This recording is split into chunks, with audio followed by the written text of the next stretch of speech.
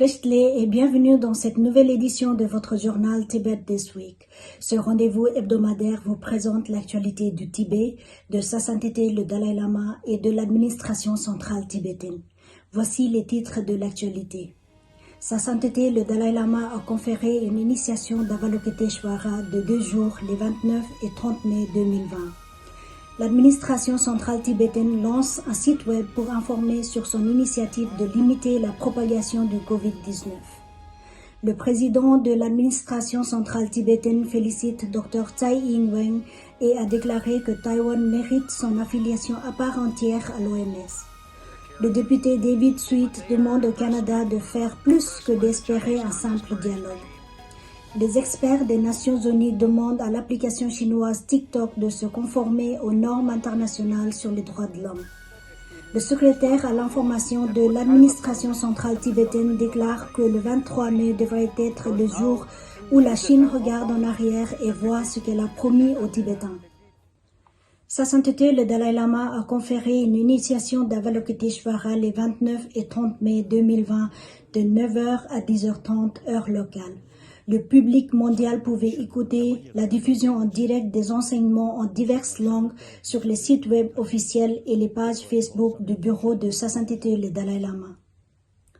Le jeudi dernier, l'administration centrale tibétaine a lancé un site web sur lequel elle fournit des informations et des données complètes sur les mesures qu'elle a prises pour limiter la propagation du Covid-19 au sein de la communauté tibétaine.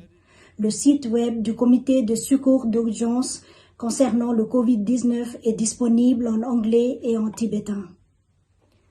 Lors du briefing routinier du comité d'urgence de l'administration centrale tibétaine sur le Covid-19 de mardi, le président Sanghé a suggéré un processus uniforme de dépistage sur écouvillon dans tous les centres de quarantaine afin de garantir la détection des symptômes du Covid-19 au stade le plus précoce. Le département de la santé de l'administration centrale tibétaine a modifié le processus de désinfection de masse sur le code couleur par zone. Les colonies qui tombent dans des zones rouges ou de confinement doivent désinfecter toute la zone et les colonies dans les zones oranges doivent désinfecter les bureaux, les installations de santé et la zone de jonction, tandis que les zones vertes peuvent désinfecter selon leurs besoins.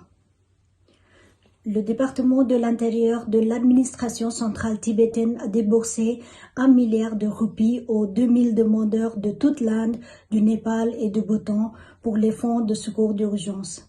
Ces demandes seront examinées plus en détail par les agents nodaux du département de l'intérieur pour s'assurer que les demandeurs remplissent les critères de base afin de bénéficier de ce soutien d'urgence.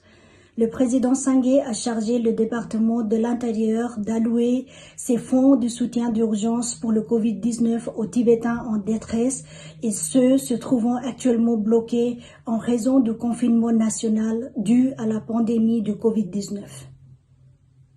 Le 18 mai, le département de la santé de l'administration centrale tibétaine a lancé une initiative de formation en ligne sur le Covid-19 à l'intention des médecins, des infirmières et des agents sanitaires communaux du département de la santé. La formation se compose de 3 séries de vidéos conçues par les membres du comité de formation sur le Covid-19 du département de la santé. Le président Lobsang Sanghé a félicité la présidente taïwanaise Dr Tsai Ing-wen pour le début de son second mandat et a déclaré que Taïwan méritait son affiliation à part entière à l'Organisation mondiale de la santé. Dans sa lettre de félicitations, le Sikion a mentionné « Les Tibétains partagent l'esprit taïwanais de liberté et de résilience contre toute attente. Avec vous à la barre, nous espérons que l'amitié entre les Tibétains et le peuple du Taïwan, dont la grande majorité admire et vénère Sa Sainteté le Dalai Lama, sera renforcée. » Le député David Sweet a soulevé la question du Tibet lundi à la Chambre des communes du Canada et a appelé le Canada à faire plus que d'espérer un simple dialogue.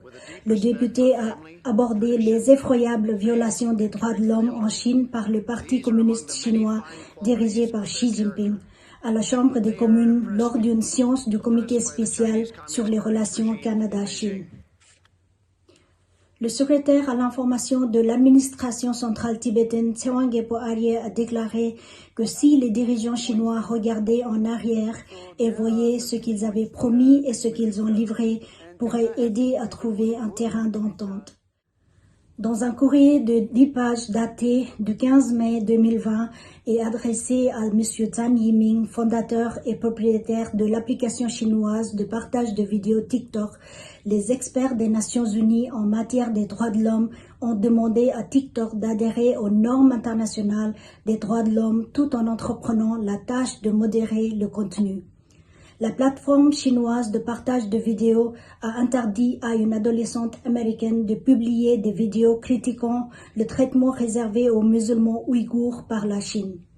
Après un tollé mondial, TikTok a été contrainte de présenter des excuses et de rétablir les vidéos et le compte de l'adolescente américaine.